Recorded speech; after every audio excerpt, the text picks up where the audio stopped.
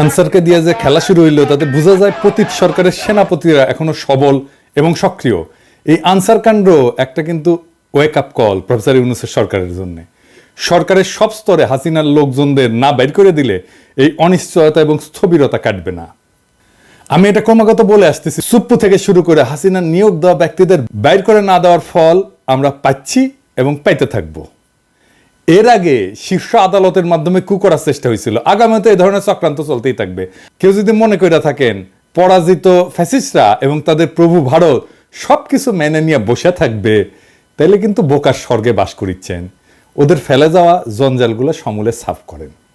ছাত্ররা আনসার কাণ্ড ব্যর্থ করে দিচ্ছে, কিন্তু ছাত্রদের ডাকতে হবে কেন? পুলিশ আছে না, বিজিবি আছে না, আর্মি আছে না? ছাত্ররা কি ছাত্রলীগ না মাস্তান যে এরা এই শেষ পিটাবে সবাইকে আর সবাই ঠান্ডা থাকবে? এটা কোনো প্রসেস হইল? আনসার অনেক আগে থেকে প্রস্তুতি নিতেছে, আমরা সবাই জানি। আর স্বরাষ্ট্র উপদেষ্টা লেজ মলতেছে বসে বসে। ওই যে দেখেন স্বরাষ্ট্র উপদেষ্টা মালদারে দেখেন কেমনে কথা কয়। 3 উপদেষ্টা এবং অন্যান্য যারা সহকর্মী সবার সাথে আলোচনা করে আমরা একটা সিদ্ধান্ত উপনীত হয়েছি, এখন থেকে রেস্ট প্রথা থাকবে না আনসারে। আর অন্যান্য যে তাদের দাবি দাওয়াগুলি আছে ওই জন্য একটা কমিটি করে দেওয়া হচ্ছে। এই কমিটি পর্যালোচনা করে আমাদের কাছে পাঠিয়ে এবং তা আমরা আন্তঃমন্ত্রণালয়ে বসে একটা সিদ্ধান্ত নেব। এটি আপনাদের কাছে আপনার এই মেসেজটা সবাইকে পৌঁছায় দেন। রেস প্রথাটা এটা একটু ব্যাখ্যা করলে ভালো হয়। রেস প্রথাটা হচ্ছে আমাদের নিয়ম নীতিমালা নিয়োগ বিধিমালা অনুযায়ী ওনারা 3 বছর চাকরি করার পরে 6 মাস যাবৎ ওনারা রেস্টে থাকে। এরপরে ওনারা আবার অঙ্গীভূত হয় 6 মাস পরে। এই 6 মাস ওনাদের জীবন জীবিকাটা একটু দুর্দশার মধ্যে থাকে, সেই জন্য ওনাদের মূল সমস্যাটা ওই জায়গায়। এই জন্য আমরা সবাই মিলে একটা একমত পোষণ করি যে এই প্রথাটা যেন বাতিল করা হয় নিয়োগ বিধিমালা থেকে। সেটা আমরা কিভাবে বাতিল করা হবে সেই প্রক্রিয়াটার মাধ্যমে আমরা এটাকে রেগুলার জব হিসাবে কিভাবে করা যায় সেটা আমরা দেখেছেন কথা কিতে পারে কাঁপিচ্ছে। হ্যাঁ, কাঁপিচ্ছে কেমন করে?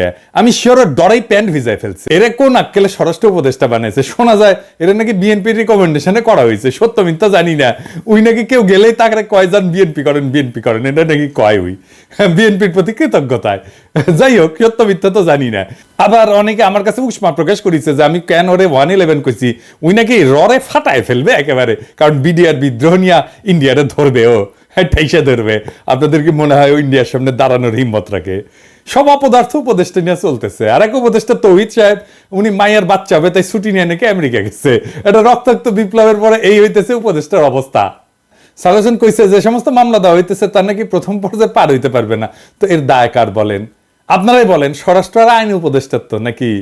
যাই হোক, আসিফ নজরুল্লাহ এটা ব্যাখ্যা দিছে, কিন্তু এটা নিয়ে পরে আলাপ করবো। আজকে অন্য বিশাল প্রচুর আলাপ আছে, সেই জন্য আজকে এটা ধরিচ্ছি না। তো যে অভিযোগে মামলাগুলো দেওয়া হয়েছে তার বেশিরভাগ ক্ষেত্রে তো হাস্যকর। যেভাবে গ্রেপ্তার হচ্ছে অতি নাটকীয়, আর যেভাবে আদালতে তোলা হচ্ছে তার দায়িত্ব জ্ঞানহীন। আপনি যদি কোনো একজনকে অভিযুক্ত করে আদালতেই তোলেন, তারে মাইরা বিসি ফাটায় তো দিতে পারেন না, তাই না? আপনি শুরু করলেন ডিম মারা দিয়া, এটা মানা যায়। কিন্তু এখন আপনি এমন মাইর দিলেন যে বিসি ফাইটে যাবে। মাহমুদুর রহমানের উপরে কুষ্টিয়া আদালত প্রাঙ্গণে হামলা আর কালামানিকের বিসি ফাটায় দেওয়া কোনভাবে আলাদা? আসিফ নজরুল কইছে দুটো নাকি আলাদা। আলাদা না, দুটো একই জিনিস। অগ্রজ সাংবাদিক মাহমুদুর রহমান সাহেব, উনাকে আদালতে কি নির্মম ভাবে রক্তাক্ত করা হয়েছিল, তখন আপনারা সবাই কি প্রশংসা করেছিলেন? আপনাদের টিভিতে কি এই নিউজটা দেখাতে পেরেছিলেন? বিএনপির আইনজীবীরা এই কাজ করতেছেন কলে, এটা সবাই কইতেছে। নিজের বিবেককে প্রশ্ন করেন কাজটা ঠিক করতেছেন কিনা। মানিকের বিসি ফাটাইলে পাবলিকে খুশি হবে। আমার তো মনে হচ্ছে যে পাবলিক খুশি করার মিশনে নামিছেন উপদেষ্টারা। একজন গ্রেপ্তারকৃত অভিযুক্তকে যদি নিরাপত্তা দিতে না পারেন, তাহলে ক্যান্টনমেন্টের মধ্যে আদালত বসান। ক্যান্টনমেন্ট ছাড়া তো এখন আপনাদের কোনো গতি নাই। কিছু হইলে ক্যান্টনমেন্ট, কিছু হইলে আর্মি, তো যান ক্যান্টনমেন্টের মধ্যে যে আদালত বসান, ওইখানে নিরাপত্তা দিতে পারবেন। তো মানিকের উপরে হামলার জবাব কিন্তু প্রফেসর ইউনূসকেই দিতে হবে। আজ হোক কাল হোক, এক সময় দিতে হবে। বিএনপির আইনজীবীদের কেউ এই প্রশ্ন করবে না। প্রফেসর ইউনূসকে এমন একটা বিব্রতকর প্রশ্নের মুখে ঠেলে দেওয়া কার স্বার্থে, কার উপকার করবে? মনে রাখেন, উনি যে আছেন এই জন্য ওয়েস্টকে আমাদের ব্যাপারে হোস্টাইল করতে পারতেছেন ইন্ডিয়া। উনারা আজাইরা বিব্রতকর পরিস্থিতিতে ফেলেন না, উনারা বিব্রতকর পরিস্থিতিতে ফেলবে ইন্ডিয়ান লেসপেন্সারেরা। আপনি যদি ইন্ডিয়ান লেসপেন্সারদের জন্য দেওয়া প্রভুপাদ উপাধি পাইতে চান, সেটা অবশ্য আলাদা কথা। তো প্রফেসর ইউনূসের ডিপেন্ড করলাম, এবার ওনারা এটা ধরি না, কি কন আর ধরি। স্যার আপনি যে জাউরার লগে দেখা করছেন, এই যে ইন্ডিয়ান হাই কমিশনার, আমি খুব মাইন্ড করেছি। আপনার কেউ নিশ্চয়ই বলে যে পিনাকি হুদাই মুখ খারাপ করে। হ্যাঁ, দেখেছেন কি টাইটেল করেছে, দেখেছেন পত্রিকার নিউজে দেখেছেন? হ্যাঁ, এই টাইটেল যদি সত্যি না হয় তাহলে আপনার দপ্তর থেকে প্রতিবাদ পাঠাবেন, আর যদি সত্য হয় তাহলে আপনাকে জবাব দিতে হবে কেন ইন্ডিয়ার কাছে আপনি সাহায্য চাইছেন। প্রণয় ভার্মার লগে আপনার দেখা করতে হবে কেন? সৌজন্য, হ্যাঁ ওই যে কইছে সৌজন্য সাক্ষাৎ, তো ও সৌজন্য দেখাইছে আপনারে স্যার? কি কন? আপনার শপথ অনুষ্ঠানেও আসছিল, আসে নাই, ওই সৌজন্যটা টুকু দেখাই নাই। এই তো জাউরের সৌজন্য বোধ, তাই না? আপনি বলেন ছাত্ররা আপনারা দায়িত্ব দিছে, তো ছাত্ররা কি ভারতের সাথে কুসুম কুসুম সম্পর্ক অনুমোদন করে? করে না তো। তবে এই ছাত্রদের সম্পর্কে কিছু বলা দরকার একজন অগ্রজ হিসাবে, আর এই লড়াইয়ের একজন স্টেক হোল্ডার হিসেবে। আর প্রফেসর ইউনূসকে কিছু ইনসাইড স্টোরি সম্পর্কে বলা দরকার, তাইলে ওনার বক্তব্যগুলো আশা করি আরো নিখুঁত হবে। এই বিপ্লবটা স্যার ছাত্ররা শুধু একা করে নাই, ছাত্ররা লড়াইয়ের স্পিয়ার হেড ছিল, মানে যারা রাজনীতির ভাষায় বলে ভ্যানগার্ড, মানে কমিউনিস্টরা কয় আর কি ভ্যানগার্ড, বর্ষার ফলার মতো আর কি। বর্ষার ফলা কিন্তু একা কিছু না, এটা অকার্যকর অস্ত্র বা সামান্য কার্যকর অস্ত্র। আর পিসের লাঠিটাও একা কিছু না, সামান্য কার্যকর অস্ত্র, কিন্তু দুইটা একসাথে এটা কার্যকর অস্ত্র হইয়া ওঠে। তো বর্ষার ফলাটা হইতেছে ছাত্ররা, আর জনতা হইতেছে পিসের লাঠিটা। ছাত্রদের সাথে জনতাও নামছিল, ব্যাপকভাবে নামছিল। শুধু বিশ্ববিদ্যালয়ের ছাত্র না, মাদ্রাসার ছাত্ররা নামছিল, শহীদ হয়েছে কাতারে কাতারে। কে নামে নাই? রিকশাওয়ালা, গার্মেন্টস ওয়ার্কার, জামাত, বিএনপি, হেফাজতের কর্মীরা, আবু সাইদকে শিবিরের সাথী তো। গত 15 বছর ধরে যারা লড়াই করছে তাদের রক্ত অশ্রু কান্নার উপরে দাঁড়ায় আছে এই লড়াই। এই লড়াই দাঁড়ায় নাই? এই লড়াইকে আকাশ থেকে পড়ছে? হঠাৎ করে বিজয় আসছে? আবু সাইদ যে বুক চিতায় দাঁড়াইছে, এই দাঁড়ানোটা প্রথম কে দাঁড়াইছে বাংলাদেশে? দেখেন তো এই ছবিটা, গার্ডিয়ানে ছাপা হয়েছিল, বিএনপি কর্মী। তারা এইভাবে অসংখ্যবার দাঁড়াইছে। মুক্তিযুদ্ধে যেভাবে আওয়ামী লীগ কুক্ষিগত করেছিল, জনতার বিজয়কে আওয়ামী বিজয় রিডিউস করছিল, সে একই কাজ কইরেন না। আওয়ামী ন্যারেটিভের পরাজয় তো দেখলেন, এবার আপনাদের এই ন্যারেটিভও কিন্তু পরাজিত হবে যদি এটারে ছাত্রদের লড়াই হিসাবে শুধুমাত্র প্রতীয়মান করেন। 5 তারিখে আর্মি গুলি চালায় নাই, চালাইতে পারত। চালাইলে কি হইতো? প্ল্যান কি ছিল? প্রফেসর ইউনূসকে জিজ্ঞেস করেন। আমি ওনারে একটা কাজ করতে রিকোয়েস্ট করছিলাম, স্যার তো জানেন আপনি, যাতে আর্মির গুলি করা ঠেকানো যায়। উনি কাজটা করছিলেন, আপনাকে ধন্যবাদ। ওনার কাজটা সূত্র ধইরা আমার একজন বড় ভাই যিনি জাতিসংঘে কাজ করতেন, তিনি জাতিসংঘে কিছু গুরুত্বপূর্ণ ভূমিকা রাখছিলেন। জাতিসংঘের মহাসচিবের ক্ষেত্রে একটা ক্রুশিয়াল ভূমিকা ছিল। আমি প্রফেসর ইউনূসকে জানাইছিলাম যে এত কিছুর পরেও যদি আর্মি গুলি করে তাইলে প্ল্যান বি কি? আর্মির সাবেক জেনারেলরা আর্মি কনভয়ের সামনে দাঁড়াইতো। কারা কারা দাঁড়াইতো আমি আজকে নাম কইলাম না। হাসিনা যদি টিকা যাইতো তাইলে প্ল্যান সি ছিল। লড়াই এমন জায়গায় পৌঁছাইছিল যে আমরা সশস্ত্র লড়াই করলেও জিতে আসতে পারতাম, আর আমরা সেটা করতামও, আন্তর্জাতিক শক্তির সাহায্য নিয়ে করতাম, আগাইছিলামও, আর বেশি না কই। এইবার আমি একটা খুব খারাপ একটা সেন্সিটিভ প্রশ্ন করি, স্যার আপনারাও করি, ছাত্রদেরকেও করি, কিছু মনে কইরেন না প্রফেসর ইউনূস এবং ছাত্ররা। এই যে কয়েকশো পুলিশ মারা গেল, মাইরা যে টাঙ্গায় রাখা হলো, কে করছে? ছাত্ররা। আপনারা এটার ওনারশিপ নেবেন? নেবেন না তো। থানা আক্রমণ হইল একের পর এক, এমন কোন থানা নাই বাদ গেছে। পুলিশ যে আতঙ্কে পলাইলো, কে মাইরা টাঙ্গায় রাখছিল? কে? ছাত্র ভাই আপনারা রাখছিলেন? হ্যাঁ, কে করলো এটা নিশ্চয়ই বুঝতে পারতেছেন। এই বিপ্লবী সহিংসতা কোনো র্যান্ডম ঘটনা না, আর এইগুলো ছাত্ররা করেও নাই। কিন্তু এই বিপ্লবী সহিংসতার একটা ডিসাইসিভ রোল ছিল। হাসিনা না পড়লে পুলিশের পরে আমলাদের সিরিয়াল ছিল। হ্যাঁ আমি জানি, বাইচা গেছেন আপনারা। ওই যে সব সুন্দরী সব অপসরীরই একটা দুর্গন্ধযুক্ত গুজ্জদার থাকে, সেরকম এইরকম বিপ্লবের একটা বিপ্লবী সহিংসতা থাকে যেটা কেউ ওন করে না, কিন্তু ওই বিপ্লবী সহিংসতাটা দরকার। সেই জন্য আপনি বিপ্লবের পুরা গল্প কোনোদিন পাইবেন না, কারণ এই কথাটা কেউ বলবে না যে আমি এটা করেছি, কেউ বলবে না, কেউ স্বীকার করবে না, কিন্তু এটা হয়েছে। যাই হোক, তাই সবাইরা বাদ দিয়ে একটা গ্রুপকে মহিয়ান করে তোরা কৌশলকে বাদ দিতে অনুরোধ করি। তরুণ ছাত্র নেতা এবং উপদেষ্টা পরিষদের জন্য সামনে কিন্তু বিপদ আছে। বিপদটা কি আমি একটু বলি, খুইলা বলি। ছাত্ররা একটা শক্তি, সত্য, কিন্তু ছাত্র নেতারা ডিসপোজেবল। ডিসপোজেবল কথাটা শুনে আবার মাইন্ড করেন না। ছাত্র নেতাদের শক্তি অতি ক্ষণস্থায়ী। আমিও ছাত্র নেতা ছিলাম, আমিও ঠিক 90-এর অভ্যুত্থানের নেতা ছিলাম। হাজার হাজার ছাত্রকে ডাক দিলে এক কাতারে আনতাম। এখন ওই ছাত্রদের আনতে পারবো না, কারণ তারাও ছাত্র নাই, আমিও নাই। ওদের সবার সংসার হয়েছে, রাজশাহী মেডিকেল কলেজে গেলে হ্যাঁ সাবেক ছাত্র পরে পরিচিতি পাইছে, পিনাকি ভট্টাচার্য হয়েছে, সেই জন্য হয়তো আসবে অনেকেই। কিন্তু আমি যদি আজকার পিনাকি না হইতাম কেউ আসতো না। ছাত্রনেতার তার যে কনস্টিটিউয়েন্সি সেটাতে খুব অল্প সময় থাকে, খুবই অল্প সময় থাকে। ওই যে জায়মান অক্সিজেন বলে কথা আছে না, সামান্য সময় থাকে, ওই রকম জায়মান তার শক্তিটা। এই যে 90-এর অভ্যুত্থানের অগ্রপথিক ছাত্র নেতারা, এই যে দেখেছেন ওনারা কোথায়। এই যে বিচিত্রার প্রচ্ছদ প্রতিবেদন হয়েছিল, আমাদের সময় বিচিত্রার প্রচ্ছদ প্রতিবেদন হওয়া মানে বিশাল বিশাল ব্যাপার। বিচিত্রার প্রচ্ছদ প্রতিবেদন হয়েছিল, ওনাদের ছবি দেয়া, ওনারা কোথায়? কোথাও নাই। অথচ উনাদের কথায় তখন দেশ চলতো। এরশাদের পতনের পরে বাংলাদেশের ছাত্র নেতাদের মধ্যে 4 খলিফার চাইতে বড় ছাত্র নেতা আসে নাই। ওনাদের গত 40 বছরে কোনো বেল ছিল রাজনীতিতে? ছিল না। এখন আজকার ছাত্র নেতারা ডাকলে হাজার হাজার ছাত্র আসে। ঠিক 5 বছর পরে ওই ছাত্র ইউনিভার্সিটি থেকে বেড়ে গেলে সেই একই বাগানে আসবে নতুন কুড়ি। শুধু সেই সেদিনের মালি থাকবে না, ছাত্র রাজনীতি কফি হাউসের সেই আড্ডা, বুঝছাও, এটা থাকে না। বারবার ছাত্রদের সামনে আয় না, জনতাকে যে সামনের কাতার থেকে পিছে ঠেলে দেওয়া হইতেছে, তার সবচেয়ে বড় ভিকটিম হবে ছাত্ররাই, ছাত্র নেতারাই। তারা শক্তিহীন হইয়া পড়বে। রাজপথে ছাত্র জনতার বিপ্লবী ঐক্য হাসিনাকে পরাস্ত করছে, শুধু ছাত্ররা করে নাই। ক্ষমতা জিনিসটাকে আজকের ক্ষমতাবানদেরকে বুঝতে হবে খুব খেয়াল করে, কারণ এটা না বুঝলে আপনি ক্ষমতাকে ম্যানেজ করতে পারবেন না। কারণ ক্ষমতা খুব ডেঞ্জারাস জিনিস। আমি আপনাদেরকে বিপ্লবের একটা এক্সাম্পল দিয়ে দেখাই। ক্ষমতা কিভাবে বিপ্লবকে ধ্বংস করে দিতে পারে।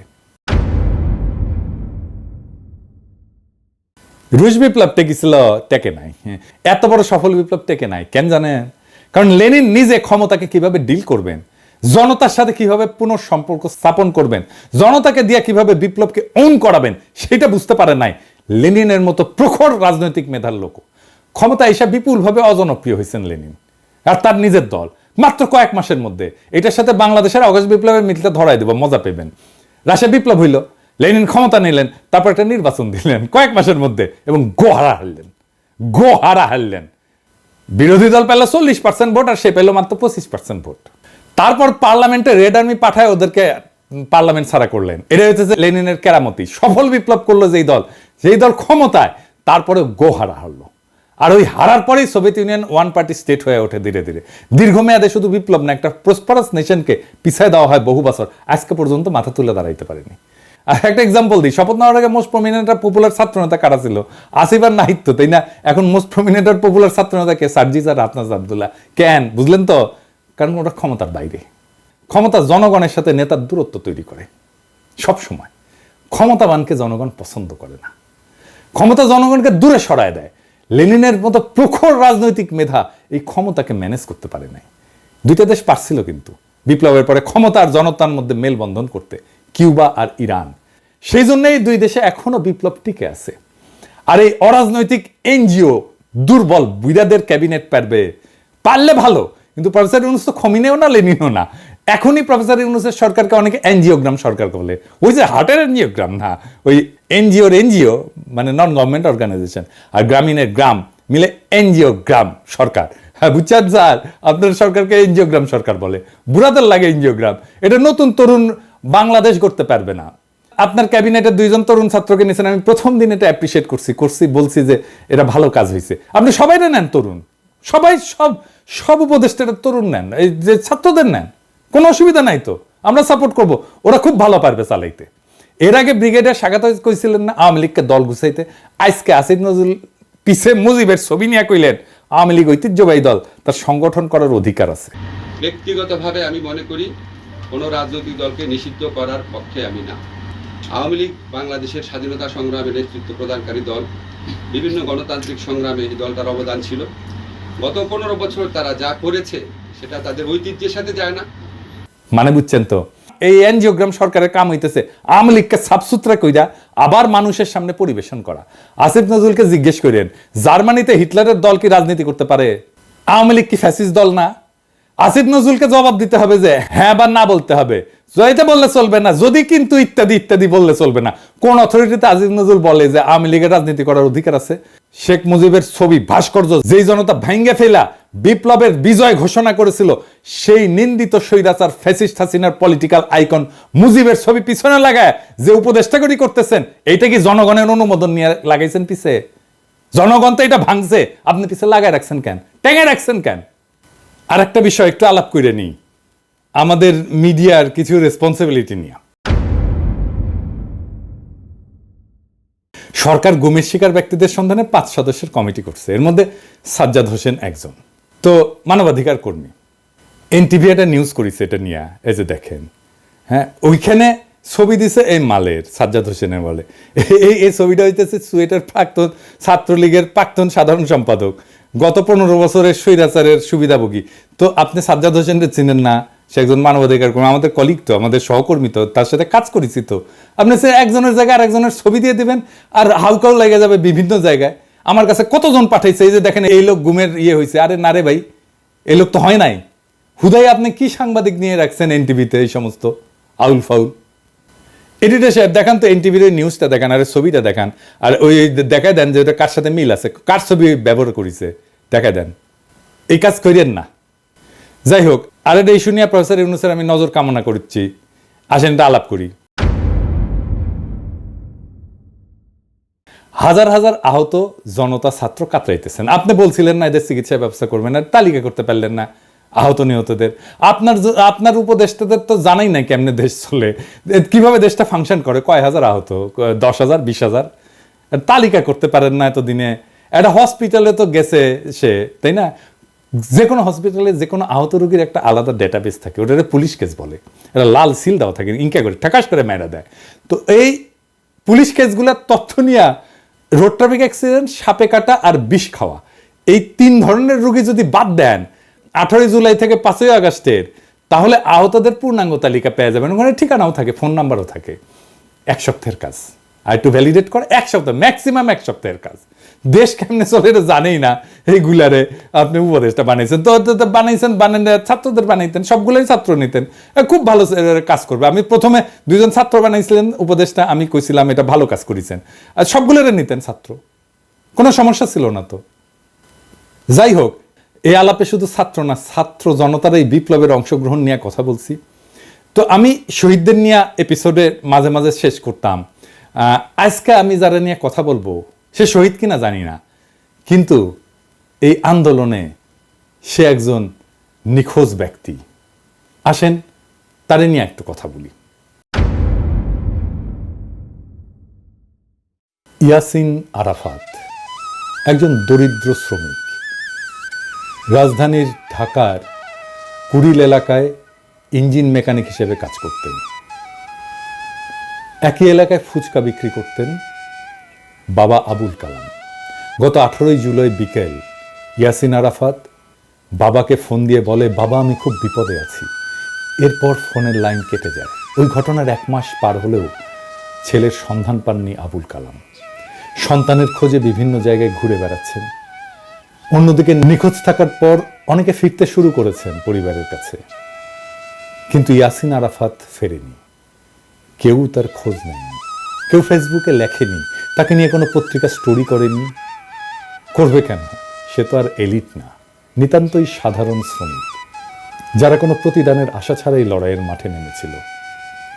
কোনো কোটা না, কোনো চাকরির ন্যায্যতা না, নিতান্তই সে হাসিনার নির্মম শাসনের বিরুদ্ধে, ছাত্রদের উপরে চলা নির্মম ফ্যাসিস্টের আক্রমণে বিক্ষুব্ধ হয়ে পথে নেমেছিল। সম্ভবত তার জীবনটাও দিয়ে দিয়েছে। তারপরে বেওয়ারিশ লাশ হয়ে কোথাও দাফন হয়ে মাটিতে মিশে গেছে এতদিনে। তার বাবা কাঁদতে কাঁদতে ছেলেকে খুঁজছে। তার কান্নাও একদিন শুকিয়ে যাবে। বিপ্লবের এমন অসংখ্য শহীদ অগোচরে থেকে যাবে। এইসব জানা অজানা অসংখ্য শহীদদের রক্ত মারিয়ে যারা ক্ষমতার মসনদে বসলেন, তারা এই ফ্যাসিস্টকে সাফসুতরো করে আবার আমাদের পরিবেশন করবেন। হাসিনার অনুগতদের দিয়ে প্রশাসন চালাবেন। পিছনে ফ্যাসিস্টের আইকনের ছবি ঝুলিয়ে একটুও গ্লানিতে ভুগবেন না। ইয়াসিন আরাফাতের বাবা আবুল কালামের জীবনটা এক অসীম দুঃখে ডুবে গেছে। প্রত্যেকদিন সকালে হয়তো তিনি ঢাকার কুড়িলে যান, যেখানে একসময় তার ছেলে ইয়াসিন আরাফাত কাজ করত। পুরনো স্মৃতির টানে তিনি প্রতিদিন সেখানে যান, যেন অলৌকিকভাবে ছেলেকে দেখতে পাবেন হঠাৎ। কিন্তু ইয়াসিন আরাফাত ফেরে না, আর কোনোদিন সে ফিরবে না। আবুল কালামের চোখের পানির কোনো শেষ নেই। সেই জন্যই তিনি কাঁদেন, অবিরাম কাঁদেন। তিনি জানেন যে তার কান্না কখনোই শেষ হবে না। প্রত্যেকটা দিন তাকে মনে করিয়ে দেয় তার ছেলে আর নেই, কিন্তু তবুও তিনি আশা ছাড়েন না। ছেলের খবর পাওয়ার আশায় দিন রাত কাটান। এদিকে ক্ষমতার খেলার মঞ্চে এই সাধারণ শ্রমিকের আত্মত্যাগ কোথাও স্থান পায় না। অন্যদের মতো ইয়াসিনেরও কোনো স্বীকৃতি নেই। তার জীবনটা যেন একটা নিষ্ফল স্বপ্নের মতো। তার বাবা আবুল কালাম নিজের চোখের জল দিয়ে সেই স্বপ্নকে কবর দিয়ে যাচ্ছেন প্রত্যেক দিন। কিন্তু এই নিঃশব্দ কান্নার মধ্যেও আরেকটি আগামী বিপ্লবের বীজ রোপিত হয়েছে। ইয়াসিন আরাফাতের রক্তের ফোঁটাগুলো সেই বীজের জন্যে জল হয়ে থাকবে। হয়তো একদিন, অনেক অনেক দিন পর, এই রক্তের রঙে রঙিন হয়ে, এই রক্তের রঙে রঙিন হবে নতুন একটা ভোর। ইয়াসিনের মতো অজানা শহীদদের রক্তেই ফুটে উঠবে সেই ভোর, যা সত্যিকার স্বাধীনতার আলোকে আলোকিত। ততদিন পর্যন্ত আবুল কালামের চোখে থাকা আশা হয়তো ম্লান হবে না, কারণ তার ছেলের আত্মত্যাগ সেই দিনের বিপ্লবীরা ঠিকই স্মরণ করবে। যে বিপ্লব এক এলিটের হাত থেকে আর এক এলিটের হাতে ক্ষমতা হস্তান্তর করবে না। এভাবেই অগণিত শহীদের আত্মত্যাগ একদিন ইতিহাসের পাতা জুড়ে লেখা হবে। আর তখনই হয়তো আবুল কালামের চোখের জল একটু থামবে এবং তিনি জানবেন যে তার ছেলে কোনো অচেনা ইতিহাসে হারিয়ে যায়নি, বরং সেই ইতিহাসের অংশ হয়ে বেঁচে আছে। ইনকিলাব জিন্দাবাদ।